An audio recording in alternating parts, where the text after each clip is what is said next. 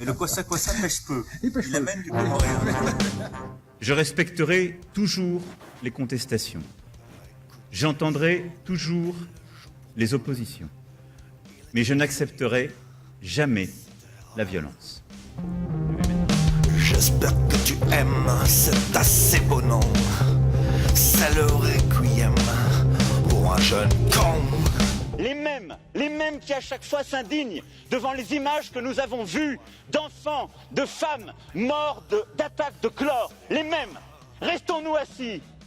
Défendons-nous des droits en disant les droits c'est pour nous, les principes c'est pour nous, mais la réalité elle est pour les autres. Non, non. Ces frappes ne règlent rien, mais elles mettent fin simplement à un système auquel nous nous étions aussi habitués, qui est qu'en quelque sorte, le camp du droit serait devenu le camp du faible. Et je ne m'y résous pas. Sur le requiem pour un jeune con. Jamais, dans notre République, depuis un an, il n'y a eu qui que ce soit protégé ou soustrait aux règles, aux droits de la République. Car c'est ce que nos concitoyens attendent de nous. Et s'ils cherchent un responsable, dites-leur chaque jour, vous l'avez devant vous. Le seul responsable de cette affaire, c'est moi. Et moi seul.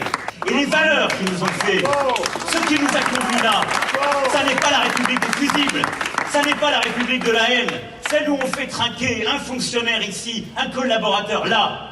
On ne peut pas être chef par beau temps et vouloir s'y soustraire lorsque le temps est difficile. S'ils veulent un responsable, il est devant vous, qu'ils viennent le chercher.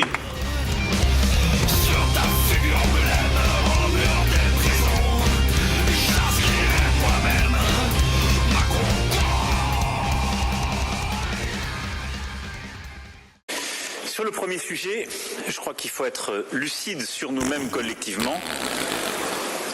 Beaucoup de nations qui aujourd'hui, soit nations développées et ayant vécu une crise profonde depuis 30 ans, soit des pays émergents qui sont en train de faire des réformes profondes, ont à faire face à un défi qui est pour moi l'un des défis contemporains les plus importants avec celui de la transition écologique.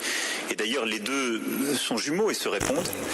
C'est celui de la capacité à ce que nos travailleurs, nos classes moyennes,